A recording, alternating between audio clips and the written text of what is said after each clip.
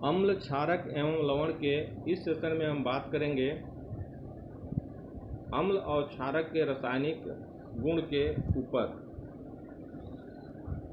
तो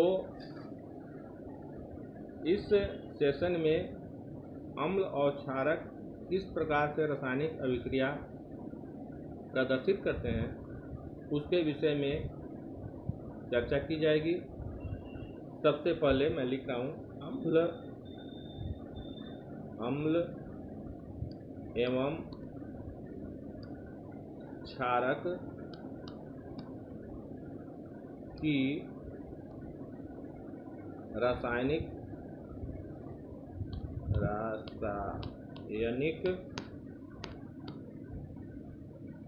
गुण।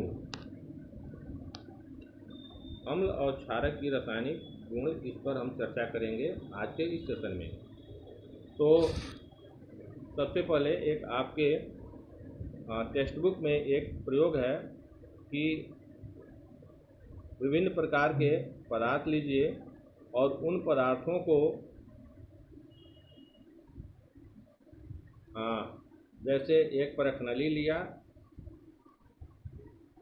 और इस परखनली में जिंक Zn के दाने लिए और इसमें सल्फ्यूरिक अम्ल H2SO4 को हमने मिलाया। यहाँ से एक निकास नली निकाली गई है। यह निकास नली एक पात्र में रखा हुआ है जहाँ पर साबुन का घोल बना हुआ है और यहाँ से यह बुलबुले के रूप में कुछ गैस निकलती है। तो यह बता रहा है कि जिंक, जैसा आप जानते हैं कि धातु है और H2SO4 अम्ल है। तो अम्ल धातु से क्रिया करता है तो क्या होता है और क्षारक धातु से क्रिया करता है तो क्या होता है। तो इसका मतलब हम अम्ल और क्षारक के रासायनिक गुण में पहला जो गुण लिखेंगे, ये लिखेंगे कि धातुओं से क्रिया।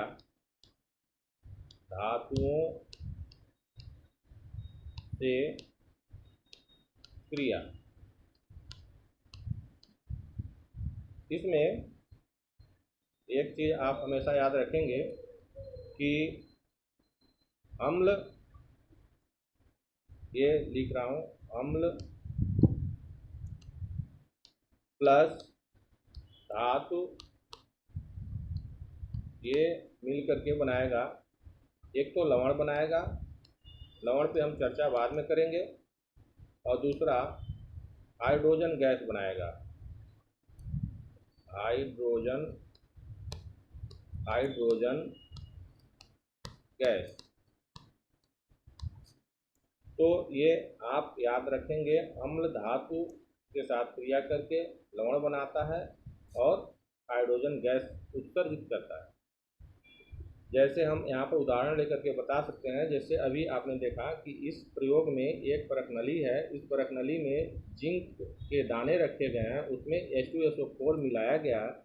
निकास नली जो एक पात्र में से जुड़ा हुआ है जहाँ पर ये साबुन के घोल बने हुए हैं, रखे हुए हैं, उसमें से हो करके बुलबुले के रूप में निकलता है और यह गैस है H2, हाइड्रोजन गैस, ये निकल रही है। अब इसको हम रासायनिक समीकरण के द्वारा लिखेंगे तो कैसे लिखेंगे, यहाँ पर मैं लिख रहा हूँ H2SO4 सल्फ्यूरिक अम्ल प्लस Zn इक्वल टू क्या बनेगा, ZnSO4 प्लस H2। ये आप इस समीकरण से इसकी तुलना करें तो यह अम्ल है, यह धातु है, यह ZnSO4 लवण हो गया, जिंक सल्फेट, और यह हाइड्रोजन गैस हो गई जो यहाँ पर निकल रही है। तो इस प्रकार अम्ल धातु से क्रिया करके लवण बनाता है और हाइड्रोजन गैस मुक्त करता है।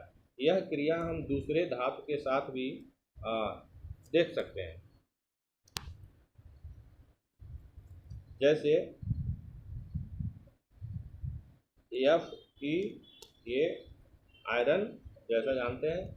इसके साथ अगर HCl क्रिया कराते हैं तो इस अभिक्रिया से आप तुलना करें तो क्या निकलेगा, H2 गैस निकलेगी। तो H2 गैस निकलेगी, 2 हाइड्रोजन चाहिए, तो हमने यहाँ लिख दिया 2HCl।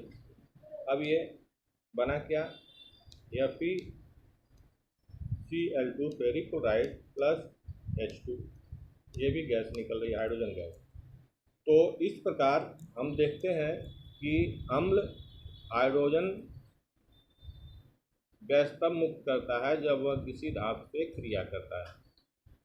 इस चीज़ को आप हमेशा याद रखेंगे। इसको हमने जो घेरा है, इसको आप ध्यान में रखेंगे कि अम्ल जब भी क्रिया करता है धातु से तो हाइड्रोजन गैस मुक्त करता है और उस अपशिष्ट से जो पदार्थ बनाता है उसको लवण कहते हैं। इसी प्रकार बहुत सारे धातुओं के साथ हम अम्ल की क्रिया प्रदर्शित कर सकते हैं। अब हम बात करते हैं कि क्षारक धातुओं के साथ क्रिया करता है तो क्या होता है, आइए देखते हैं। जैसे अगर हमने क्षारक लिया सोडियम हाइड्रॉक्साइड 2NaOH और इसकी हम क्रिया करा रहे हैं जिंक से, तब क्या होगा, यहाँ पर बनता है Na2ZNO2 प्लस H2। यहाँ भी हम देख रहे हैं कि जब सोडियम हाइड्रॉक्साइड ये क्षारक है, जिंक से क्रिया कर रहा है तो सोडियम जिंकेट बनाता है, सोडियम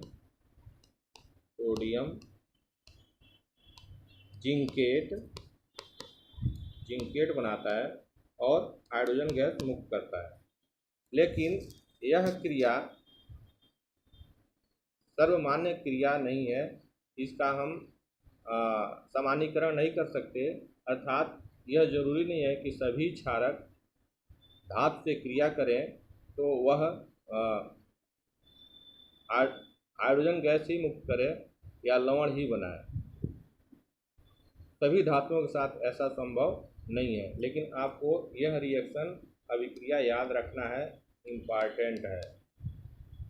क्यों? क्योंकि जिंक के साथ सोडियम जिंकेट बनाने के लिए सोडियम हाइड्रॉक्साइड क्रिया कर रहा है, जो सामान्यीकरण नहीं है, एक विशेष परिस्थिति है। तो इस अभिक्रिया को आपको याद रखना है। अब हम बात करेंगे दूसरे गुण के ऊपर कि अम्ल जो धातु कार्बोनेट या धातु हाइड्रोजन कार्बोनेट होते हैं उनके साथ क्रिया करता है तो क्या होता है। तो यहाँ दूसरा अभिक्रिया है, अम्ल की धातु कार्बोनेट, मैं बता रहा हूँ अभी क्या है, धातु कार्बोनेट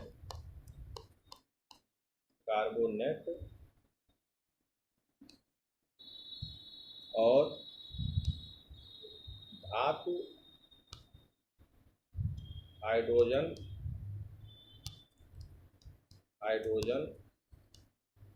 कार्बोनेट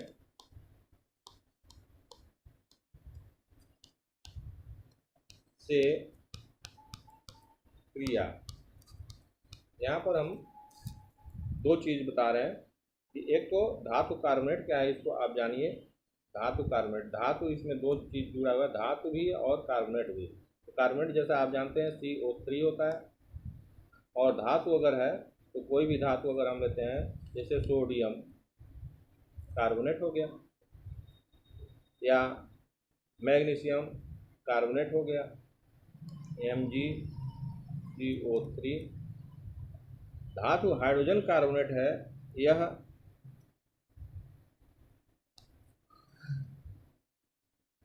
NaHCO3, ये धातु हाइड्रोजन कार्बोनेट है। ये जो यहाँ पर लिखा हुआ है धातु हाइड्रोजन कार्बोनेट, ये धातु कार्बोनेट है। यहाँ पर इस चीज़ को आप याद रखेंगे, ध्यान रखेंगे कि धातु कार्बोनेट क्या होता है और हाइड्रोजन कार्बोनेट क्या होता है। एक और मैं लिख रहा हूँ, calcium carbonate CaCO3 calcium carbonate, ये सब धातु कार्बोनेट हैं। इनकी अम्ल के साथ क्रिया होती है तो क्या होता है, आइए देखते हैं। तो दोनों अभिक्रियाओं को मैं यहाँ पर लिख रहा हूँ कि अम्ल जो धातु कार्बोनेट है, धातु कार्बोनेट यानी Na2CO3 इसके साथ क्रिया कर रहा है HCl, तो क्या बनेगा, अगर हमने कर दिया संतुलित करने के लिए, तो हम देख रहे हैं कि 2NaCl प्लस H2O बनाता है और प्लस कार्बन डाइऑक्साइड गैस बनाता है। दूसरी जो अभिक्रिया है, ये कर दिया हमने, बी कर दिया। धातु हाइड्रोजन कार्बोनेट या धातु बाइकार्बोनेट कहते हैं, NaHCO3 plus HCl equal to NaCl plus H2O plus CO2। इसमें भी वही उत्पाद बन रहे हैं, अर्थात जो धातु कार्बोनेट है उस धातु कार्बोनेट से अम्ल क्रिया करके लवण बनाता है, पानी बनाता है और कार्बन डाइऑक्साइड गैस उत्पन्न करता है। अगर इस उत्पन्न गैस को हम चूने के पानी में प्रवाहित करते हैं तब क्या होगा, ये उत्पन्न गैस कार्बन डाइऑक्साइड है। चूने के पानी को हम लिखते हैं CaOH ट्वाइस, और इसमें जो उत्पन्न गैस है कार्बन डाइऑक्साइड, इसको प्रवाहित करते हैं तो ये हमको प्राप्त होता है CaCO3 फिर कैल्शियम कार्बोनेट प्राप्त हो गया और H2O प्राप्त हो गया, कैल्शियम कार्बोनेट और H2O। अगर अधिक मात्रा में प्रवाहित करते हैं कार्बन डाइऑक्साइड को तब क्या होता है, CaCO3 plus CO2 plus H2O equal to CaHCO3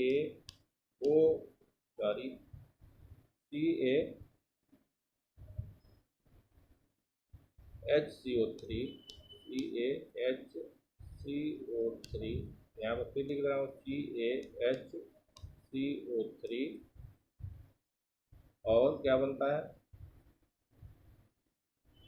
ये जल में विलेय पदार्थ है, जल में विलेय है।